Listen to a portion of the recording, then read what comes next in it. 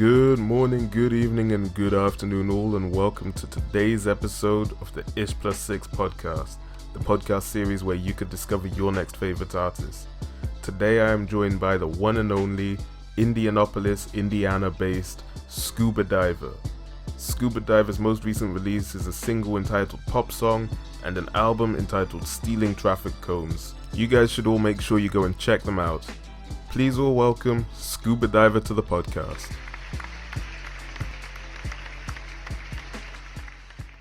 Ladies and gentlemen, welcome to the IshPlusSix podcast, the podcast series where you could discover your next favorite artist. I go by Ish, and today I am joined by the one and only Scubadiver. Let's go. What's going on, man? How's it going? I'm good, man. Thank you. Are we going by Scubadiver for this interview, by the way, or is it... You can if you want. Yeah, Scubadiver, Scuba. Also, my regular name is just Chris. If you want to just call me Chris, I mean, that's good too. I'm chill with that. Yeah. Yeah, because literally, I can't find your actual name anywhere online. So you're doing a good job of of keeping yourself incognito. Scubadiver's real name. Yeah. That's sick, man. That's sick. Yeah.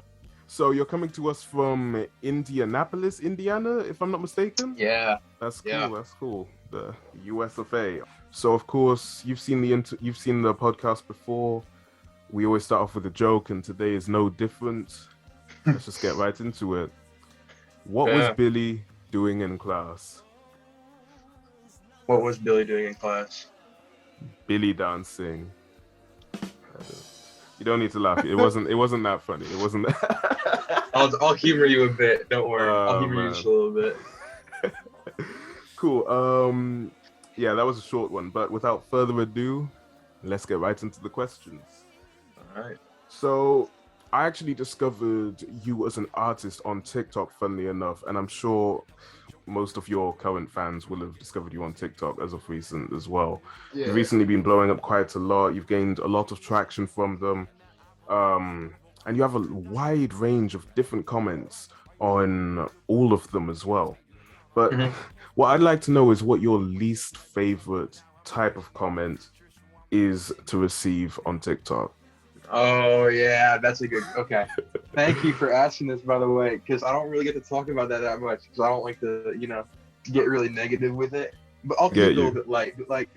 But here's the thing. Like the one comment I don't like to see the most is something like, just when they're being like, they're just hurting my feelings, man. You know what I mean? When they're like, bro, you're not gonna blow up. Like your music sucks. You're trash. And like I get it if it's constructive criticism. Don't get me wrong. I love that. If it's like, hey man, I would like if maybe you play more on the melodic side because your melodic is very good, right? I'd be like, okay, I'll work on that. Like that's fine with me. But if they're just like doing stuff like that, and like especially people are hyping him up too. If people are hyping him up, and it's like, okay, well, you don't gotta do all that. You know what I mean? You know what hurts? What hurts the most is when the comments that are roasting you have like 5,000 likes or something like that. Like, why are these people agreeing with him? It's fine though. It balances out sometimes with like, people loving on me, which is amazing. But like those comments though, they hit me sometimes, I get you. Yeah. Man. Yeah. TikTok followers of Scubadiver. Now you know. I might just have sent the horde to your TikTok now. That this could either be really good or really bad. Yeah. So you mentioned comments where they're hyping you up as some comments that you like. Would you say that there were other types of comments that you like as well, or are those the main ones? Oh, well, obviously it's nice to be hyped up, it gets like your ego boost or whatever. But also it's like, I love those comments where it's just like, some people might not like this, but the constructive criticism stuff is really dope to me. Just because like, one, it's like, because when you're working on music for so long, you start to get kind of numb to what you're hearing. And it's like, oh, well, like sometimes you don't really hear it from like an outside perspective, right? Because you're working on it so long. So when you get that, when you get that like constructive criticism, it's really valuable to have that like that information from other people, especially your fans and what they want to hear. Because obviously I'm not making it for like just them and like what they want 100% of the time. I gotta please you guys. Like it's obviously like for me, right? But like still, like it's just really nice to hear their thoughts on it and like what I can change and what they would want to see me do better and how I can implement it. And it's just a really cool process I like. Yeah, exactly. I mean, do you have any examples of any criticism that you've actually taken on board and I suppose implemented within your own work as of recent?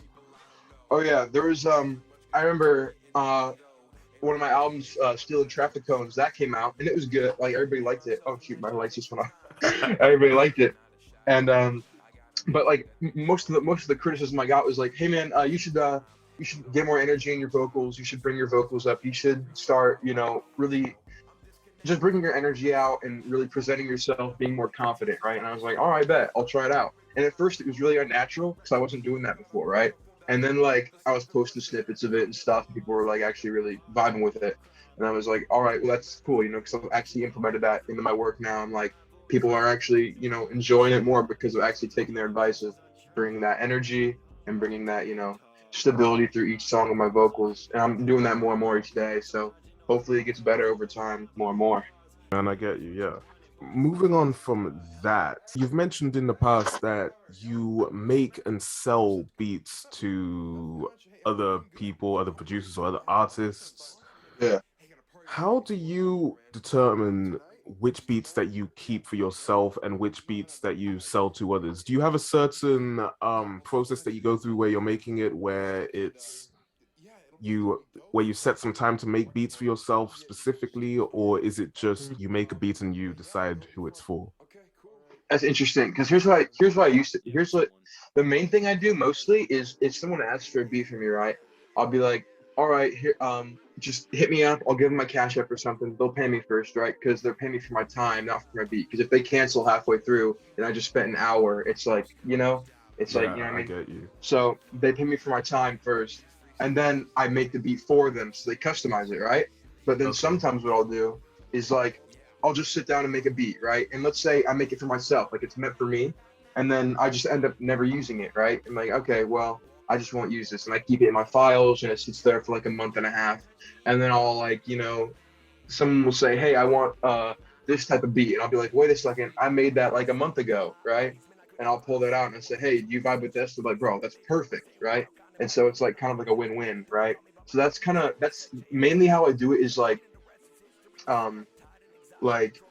it kind of just blends together. Like sometimes I don't really think about like I'm making a beat for me as opposed to making a beat for someone else. Because sometimes when you get put in that like mindset of like, oh, this is for me, you want to make it better than for someone else. Because it's like, oh, this is like mine, right? It has to be better, or like I gotta put more time into it because it reflects me. But like personally for me, it's like every beat that I make is a reflection of me. So if I'm giving it to someone else, someone with like 100,000 listeners, or someone with like 2, like it's got to be 100% me. So that's, yeah. I get you, yeah. So it's like there's always a bit of yourself in each beat, and people can it's kind of like your trademark where people can recognize a beat from you, when even if it's by a completely different artist, basically. Yeah That's what I want to try and do, just like I wanted to get to this point where like I had this saying where it was like, I want to get to the point as a producer where I don't even have to put a producer tag. Like when people hear a beat that comes on, they're like, oh, Scubadiver 100% made that. Like that's where I want to get to the point, right? And I slowly want to evolve to get there. It's probably going to take a while. It's not going to happen tomorrow, or maybe even in 2 years. It's going to be a long cycle. But that's like the main goal. It's like when I make a beat and someone hears it on someone else's track, I don't even need a producer tag because people know that I made it, Like that's kind of like the main thing. Yeah, exactly. And I mean, there are a lot of producers who have beats where you don't even need a beat tag when you listen to them. Like I can think of a bunch of the top, like, I don't know if you know Kenny Beats, for example. Yeah, his beats are so recognizable. It's crazy that you don't even need the whoa Kenny at the start of each, at the start of the first verse of each track. It's so recognizable with the way he uses his 808s and the way he uses samples as well. And yeah, I mean, I get, the same would go for Pierre Bourne as well, I guess. I'd say that. Yeah. I don't know if you are a big fan of Pierre yourself. Oh yeah, I know Pierre. He's dope. You know Pierre, or you just? I don't know him. I'm not like hitting him up like, hey man, you know. That would be No, but pretty cool. it would be sick, yeah. But like, I love because his beats are so simple, but he makes them work so well. You know, it's really dope. Exactly, yeah. And I love how he makes his producer tag a part of each track as well, Yeah, instead of just shoving it at the sticking start it of each out song. there. Yeah, that's kind of what I recognize with like people like Wheezy. I don't know his producer tag. I remember it was on. I was listening to Donda by Kanye, his new album, and there was a song on there where Weezy just put his producer tag straight in the middle, and it killed the vibe of the whole song. And I was like, you didn't really have to do that, you know? Like you didn't have to flex that you made the song. Either put it at the end or at the beginning, or you know. But like if you put it at like the middle of the song, and it completely ruins like the vibe. It was a really like slow song, and like it was all emotional, and then it's like, where's he out of here? And it's like, okay, well, what am I supposed to do that? Like, you know? And like I was like, all right, well, fine. But I mean, if you put it at the beginning, it'd be fine. At the end, it'd be fine. But like, I don't know. I just feel like you got to integrate your, producer tag well. I feel like it's producer. Yeah. Yeah, exactly. Like, there were just so many. I can't come up with an example at this moment, but there were so many where the producer tag just sticks out like a sore thumb in Yeah. what would otherwise be an amazing track. Mm-hmm. Yeah. Yeah, it's crazy, man. But yeah, I mean, what did you personally think of Donda though? But like, I'm just curious to hear your thoughts on Yeah. it. I like Donda. Like when it came out, it was like what? It was a long time ago now. I keep thinking it was so close. It was like 3 months ago. But like I liked it a lot because I remember being hyped up at those listening parties and waiting for it to drop, and it didn't drop. And I was like, okay, come on, man. And by the third one, I wasn't expecting it, and it didn't happen, right? So I was like, all right, well, fine. But then it came out at like 8 in the morning on Sunday, and I was like, all right. And so I played through the whole thing, and I loved it, man. I loved how like it was like so like as a producer from a producer standpoint, I loved how like sparse and like dark it was through the whole thing. Like there wasn't too many hi-hats, there wasn't too many overproducing. It was like really simple. Like Jail, the first song off that album, it's just guitars, it's just vocals, and maybe some strings, and maybe some drums at the end. It's like four things, right? And they blend together so well to make this giant cohesive song. But like the whole album as this giant cohesive like really dark and like almost kind of like depressing piece is just really fascinating to me how like Kanye can make something so I don't even know so like it's so atmospheric in the way that it's like it's barren and it's dark and it's like it just feels like a giant concrete room. That's just kind of the way I would describe it. It's just so good. I It love it. really does feel like a concrete room, but how much of that would you say is influenced by the album cover itself, though? Oh yeah, the album cover. I feel like the album cover contributed a lot because just being it completely black, right? it Yeah, just it made your mind kind of like it did two things for me. One, when I first saw it, I was like, all right, that's kind of dumb, and I wanted to change it, right? I wanted to be like, okay, because there's no way this is the real thing, and there's got to be some way to change it because this is a Kanye exactly. album. This is like a I've been waiting for this for like 2 years. It's not. It's gonna be like a random no cover, right? And so but then like over time as you listen to the album, it kind of complements it in a way because it's like the album is so sparse. If you listen to Hurricane, right? Like the first thing you hear is that like bass note, and then you hear the weekend come in, It's right? amazing, man. It's a great song, right? But like it's like it kind of does reflect the album, and like there could be a case that like there's an album cover out there that could be better, right? But I think that black album cover does suit it now that I'm looking back because it is just kind of like it does kind of embody that album now that it's out for a while, and we've just listened to it. It's I think it fits in kind of a weird way. Exactly. And when you think about the rollout for that album itself and how Kanye was dressing up, how he dressed Kim as well in Yeah, the run up to the album's release, just wearing just just completely dressed in black. It yeah, was I think it does fit it pretty well. Although yeah, do you know what? When I think about it, I think it does fit it pretty well. But realistically, that album cover could have been anything else, and Kanye yeah, probably would have made it work just because it's Kanye. You know what I'm saying? yeah. Yeah, I don't know. But I mean, for me personally, the album did have its flaws in that Mm-hmm.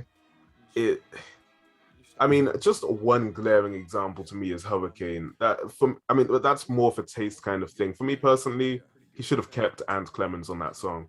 Yeah, and Clemens did good. I don't know why he would. I mean, I guess The Weeknd has more star power, and he wanted to really reflect that. But like, Ant did just such a good job, and it's like a classic at this point. You know, it's like, yeah, I don't know. Yeah, It was kind exactly. of, yeah, And at the same time, he could have had a similar thing happen with Ghost Town on the previous album, Yay, where he had Mhm. 070 Shake, who wasn't, as big of an artist back then, but she did the bridge on that, the Nothing Hurts Yeah, Anymore part. And if Ant, and like, blew her up. Yeah. exactly, and she blew up from that. But if Ant Hmm. was the one who, had the starting vocals on Hurricane, it could have ended up being something magic, like something truly magical. And I mean, even thinking about The Weeknd's vocals on Hurricane gives me chills, but Yeah. Ant's vocals were insane, especially accompanied by Sunday Service choir as well. Yeah. Yeah, for sure. Yeah, that album had a lot of they had a lot of issues, but like I feel like Tell Division, I don't know what that was. Like that whole interlude where it's like Pop Smoke, like it's so rough. It's so badly, I don't know. Just there's a lot of stuff that's wrong with it, but like in the grand scheme, like that's kind of what you're gonna get with Kanye, you know?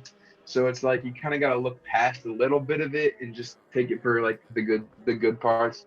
I feel like, and I like the album. It's not like it's best. It's not like oh, it's just this great magnum opus, the best thing he's ever done. But like, I really do think it was a solid project. So yeah, Yeah, it was. Yeah, it should have been a bit shorter. That's my biggest gripe with yeah, it. like an hour 30 minutes. It's crazy. No Yeah. reason, man, honestly. But yeah, nah, it was good. It was good from Kanye. Hmm. Um, okay, so moving on from that, I've noticed that a lot of your more recent tracks, especially Stealing Traffic Cones, like tracks from Stealing Traffic Cones as an album, have been really sample heavy. Hmm. And, from other albums like, I guess, Apple Cider Ranch and Scuba Season, some of your Yeah. earlier ones, they were less sample heavy. But I just want to know, how do you how you determine which samples to put in your tracks? Is there a certain process you go through, or is it, what's the process like for Scubadiver? Yeah. I think okay. So what I do basically is like, I'll just put on my headphones first. I'll get on my phone. I'll just browse through YouTube, right? Just for like 30 minutes of like, I'll look up samples, bass samples, 60 samples. There's this guy on YouTube who posts samples named Andre Navarro, who's goated. Shout out Andre Navarro. He posts a bunch of samples and they're Shout out. amazing. But like, I think the main thing I look for is like one, if they have like a really good like rhythm, right? If they have like some sort of like drums that just really hit, or some sort of snare, or some sort of like some sort of something that just drives it and it just makes it like, oh, like makes you bob your head, right? Something like that. Just something that gets you in the groove. But like something else I would look for, probably more than that actually, is like chords. If something has like really good chords and something has like a really good catchy melody, or is like just is really easy to like, if I can hear it, I'm like, oh, I can flip this and like it would sound so smooth, right? Then I would definitely do that. Like, for an example, uh, there was the sample on Walk, which is like this woman and she's like singing like in this like ooh or something like that. And like I heard that and I was like, all right, because it was really sharp and it transitioned perfectly every 4 bars. And I was like, wait a second, it's a good melody, right? At first it's a good melody, but like it transitions perfectly every 4 bars. So if I chop it up at those perfect lines, I could just mix it around and it would sound cohesive, Yeah. right? And so I did that, and I made this beat, and I added these pianos and like these little drum hits and these like shakers, and you put all this stuff on, and it makes this beat, and then it comes out to something brand new, and then like you put some synths on there to really accent the chords, and you put some other stuff on there to accent them, and it just really makes this giant cohesive like symphony of like this sample chop, right? And it's like you wouldn't really get that at first if you didn't have like those chords from the basic sample. So that's kind of the main thing I look for when it comes to samples. Yeah, exactly. It's crazy how something like as simple as just a woman going "ooh" can Yeah. snowball into a completely different thing, if that makes Yeah. sense. Yeah. Yeah. A follow-up question from that is, what actually prompted the shift between producing everything, well, producing most of the track yourself, to producing it from the sample? Yeah, I know what you mean. Like from like just like making the from like playing on my piano to just like actually taking the sample and stuff. I think what it was after Scuba Season, I had made that whole album just like by myself, pretty much on my keyboard, just like playing the whole chords and everything, like yeah, and like sure I added some like I think there was like maybe 3 or 4 sampled drums. Like I pulled some drum breaks, I sampled them a bit, right? But there was like nothing too big. But then after that, I was like I had this really like spike of like imagination. I remember I was sitting, it was sophomore year, I was sitting in my like biology class, and I was like, I had this idea. I was like, wait a second, like I just want to make this different album. And I was like inspired by like Tyler the Creator, like Wolf, that album, and like Yeah. Igor and the rough production and everything. And I was like, well, I want to learn how to sample, right? And I never learned how to sample. And I was like, well, I got to teach myself, right? I mean, how hard can it be? You just take a sample, you take a song, you find the BPM, you put it into your DAW, and then you chop it up at the BPM marks, and then hopefully you flip it around, and it sounds good, right? That's what my mind was at. And so, coming off of Scuba Season, I started to learn how to sample, and the first song I ever sampled, I forget the actual sample title, like what the original sampled song was, but the first sampled beat that I ever made is actually ended up on Apple Cider Ranch as Chill Song, and that was like really dope. How like I don't know, because like the first actual sample I made actually came out sounding like good, so it's like, oh, this is it kind of gave me like a spark of like drive to actually want to sample more, right? And then like it kind of even more snowballed that drive when like I started posting stuff on TikTok and people were like, "Oh, this production is like crazy. Like this is amazing, right?" When people said Yeah. that to me, I was like, "Oh, that's people actually like this." I thought I was just making it and it sounded cool to me. Like I didn't know people were actually vibing it with it like that. So it was really interesting to just kind of like switch it up. So basically, really the main reason was just because like I wanted to switch it up. Like I just wanted to make a different album, like because I was always inspired by like Kanye and Cudi and stuff, how they like switch their albums all the time, and how Yeah. they try out different sounds. And I was like, well, how cool would it be if like a kid like how interesting of an album would it be if a kid who never sampled before made a whole album where he just sampled, right? That'd be so Yeah. interesting. And so I made that, and that's Apple Cider Ranch. That whole album is a kid who's never sampled before sampling, right? And there's stuff where it's like organic instruments, and there's like synths, and there's little interludes and stuff where it's just pianos, but it's like really it's just a really interesting album, and I really love that. So that's kind of where it came from. I get you, man. Yeah. And I mean, literally, it's so crazy how an artist will jump between worlds when creating a Hmm. new album. It's like a whole new, it's like literally everything about them changes when a new album comes out. They enter a whole new era. Like literally, Tyler the Creator is Yeah. a glaringly obvious example of this, where Hmm. he'll literally change his entire aesthetic, his entire wardrobe when he creates a new album. It's Hmm. crazy, man. Yeah. In the first track of Apple Cider Ranch, you mentioned how in the future you'll be making millions. I want to know, if you were to have those millions today, what would you Hmm. spend them on musically speaking? So we'll forget what Chris would spend them on, I guess, but rather what Scubadiver Hmm. would spend those millions on. Yeah. Okay. Here's what I would do. The first thing I would do is like if there was okay, I'd probably upgrade the studio 100%. I'd probably get a bunch of different synths, a bunch of different mics. I'd probably get a bunch of soundproof because this wall is kind of, this is like nothing up here. There's like soundproof on the ceiling and stuff that you can't really see, but like there's like, I would soundproof everything. I would get better equipment, better mics. I would definitely update like Logic and all that. Like I would, I'd pay literally top dollar to get all the music equipment I could. Also, probably I'd get a little bit more I would get a little bit more what's the word? I would look for more features, I guess. Like I would like not, I wouldn't be afraid to pay for features from people because I would have like the resources to, and those would really help. Like if I had like unlimited money or something, like if I had like $1 million, I could spend like maybe 100,000 on a feature, right? And it's still 100,000 is pretty steep 900,000 for left a over. feature, though. Yeah, I know. If it was like something like, I'm trying to think who would pay 100,000 for a feature. I know there's people like, I think Trippie Redd costs like 60,000, but I don't know if he would fit on one of my songs. But like Yeah. I'm just thinking, right? I'm just thinking. But like, you know, but like if I had, money for features, I would definitely utilize it because like first it grows your community with other communities, and then also like, like you get to hear how people sound on a certain song, and then also it brings people from their community to yours, and it's just a dope thing to have features because it's like it's almost like when two people collide, like also it's when two people collide and it's like it makes a really cool song. And I didn't want to interrupt myself, but what I was gonna say is like I feel like features nowadays are like people passing it off and like basically like, oh, here's a chorus, here's a verse, here's a chorus, now you do your verse, bro. Like, okay, that's cool, but it's a little bit boring now. It would be really cool to experiment with like, maybe you got like there's like a whole different energy. Like maybe there's another dude maybe the feature in the back is hyping you up as you're doing your verse and then does his verse, right? Like there's gotta be like different dynamics.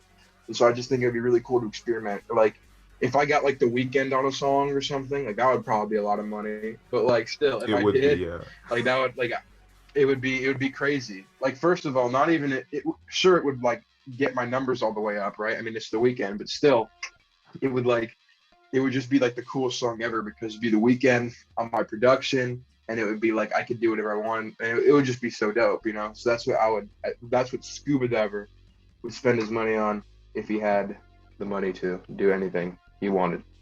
I Yeah. get that, man. Yeah. And I mean, honestly, The Weeknd is probably one of those it's one of those artists that I wouldn't have even thought about being on one of your tracks. Yet when I think about it, he would fit amazingly on one of them. I think. Yeah. I like to think he would, yeah. Yeah. I mean, I got a lot of stuff in the vault where it's like it's completely different. Like I like because like I said, like I like switching album like tones and stuff. And from Still in Traffic Cones to this next one, it's a complete like tonal shift. Like it's like Still in Traffic Cones was all like, oh yeah, let's go, bro, yay. And then like this one is like, oh wow, that was like not what I expected at all. Like I can't really give too much away because it's like I really don't know how to explain it, but it's like The Weeknd would fit pretty good, and I feel like if I got him on there, it would be like kind of crazy, Just from like what I've been hearing and what I've been making for the last like 6 months, it's like, I don't know. All right, well, listeners of the IshPlusSix podcast, you guys know what to do. Hit up The Weeknd on on all socials. Oh man. Cool. So I want to know, actually, this is a question that I do ask quite a lot of artists, but they don't seem to know too much about it. What's the weirdest playlist that you've seen yourself added to? If you can even see the playlists that you get added to? Yeah, I got this one. Well, some of them are really funny, right? Like some of them are just like funny names, like, oh, this is for driving 150 miles per hour. Like, yeah, like that, like that's cool, right? But then there's like the playlist that like add me with like the weird music, which is what I like even more. Cause it's like, wait a second, why are you listening to me in the middle of all of this, right? Like I had this one song. The one song is "Summatime," which is like this really hype song, and the end is like this giant beat switch, and it's like this really cool thing, and it's in the middle of a bunch of like Radiohead, and I'm like, I don't know what that's about because Radiohead's like really depressing and really like, oh, I better just go to sleep and never wake up type stuff. And it's like, oh wow, like why am I in the middle of this? Like I don't want to be here. And it's like that's probably like one of the weirdest, but like it's cool though because it's like it's interesting to see where other people come from and like how they take my music and stuff. And it's just I don't know. I think it's really sick. Yeah, the own that's probably one of the weirdest weirdest stuff. Yeah. It's funny you mentioned Summertime actually because my next question was, will we as the listeners ever get the second half of Summertime as its own track? What do you think? Okay, here's the thing. I would be so down to put it on like SoundCloud or YouTube or something, right? Like I would do that 100%. But the thing is, if I put it on Spotify, right, it would take away from the original track, and that's like something that kind of I don't want to be known for is like, oh, that's the guy who made that one beat on TikTok. I want to be the dude who is like, oh, that dude made Summertime, and that song is goated for that beat switch at the second half. Like that's kind of like where I'm coming from, you know. If it was just like Summertime second half, and that was my most played song, that would just be, you know, it would just kind of look like I don't know. But like if it was on SoundCloud or YouTube or something, I would 100% get it up there. And that beat, I don't want to, you know, pump my own ego, but the beat is crazy. I know, like I love the beat too, and it's like I know that people want it and stuff, but like I feel like if I put it on Spotify and Apple, it just would take away from the original song, you know. But yeah, SoundCloud and YouTube, quite possibly. 100%, man. Yeah, I mean, literally, to be fair, I appreciate the entire track as its own track. I was just asking that because I know it's something that you get asked pretty regularly. So yeah, I just thought it would be good to bring up here. But that's cool though. The idea of it being its own solo track on SoundCloud, because the thing is, what you want to avoid is just being known for a TikTok song. Because then you end up with one track that's got like 100 million listens, and then the next most popular one has like 100,000 or something. So and I've seen it happen to a lot of different artists. So that's, I don't know, it's just something that I personally would want to avoid, and I'm sure you do as well. Yeah, it's cool though, because like the thing with like, I would say like the thing with what happened with Summertime when it blew up. I think if it was just a standalone song, it kind of would have been like, oh, all right, whatever. But like it was on the album still in Traffic Cones, right? So due to Summertime blowing up, all the stuff around it gained traction as well as like a bell curve, because it was like, oh, this is part of the same little series. This is part of the same album. Let me check this out. And then people listen to that song and they listen to this song and they add those to their playlist. And it's like, oh, wait, this is kind of sick. And then since I've made that album instead of just one song, people kind of taking more of an artist instead of just as a one-hit wonder type thing. I think that's kind of like the main reason I like albums more than singles. Like I still release singles, don't get me wrong, but like albums is like releasing in bulk and stuff. It just proves that you can make a cohesive thought instead of just like little spurts of like, oh, here's a song, listen to it. Oh, give me 100 streams now. Oh, here, you know, it's like I'm more about the art instead of just the views. You know what I mean? So that's kind of where I'm at. I get you, man. Yeah. I get you. That's really cool, yeah. And to be fair, I honestly prefer well-paced albums to singles myself as well. So I completely get that. So my final question before I let you go on your way, Mr. Scubadiver, the one and only. I ask this question to everyone on the podcast, and it's just something that, you know, just helps to close things out really nicely. You are heard by everyone on Earth for 5 seconds. What do you say? Oh man. Okay. I've actually thought about this like just like randomly, you know, just like, you know, you think about this type of stuff. Yeah. Oh, let me think. Oh man, because this is a big one. There's a bunch of options. You could go like the comedic route, you could go like the existential route, you could go like the plug route. The comedic route would be like, I don't know, something like the simulation is it's like just like the simulation is broken. I don't know, something like that, and everybody hears it. The existential route would be something like I am God, I am real, believe in me, right? And then you're gone. That's it.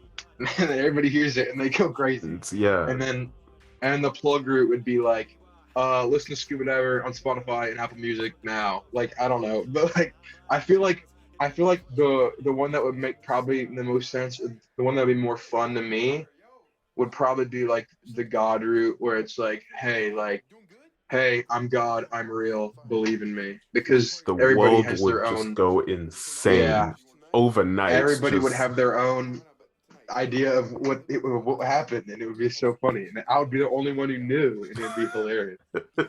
Oh man, yeah, it would be insane. That's like the plot of a movie or something. That's crazy, man. Yeah, I mean, yeah, for me personally, I feel like I'd probably take the plug route or something like that. Just tell them to listen to my demos or something. I don't know, man. But yeah, cool. Yeah.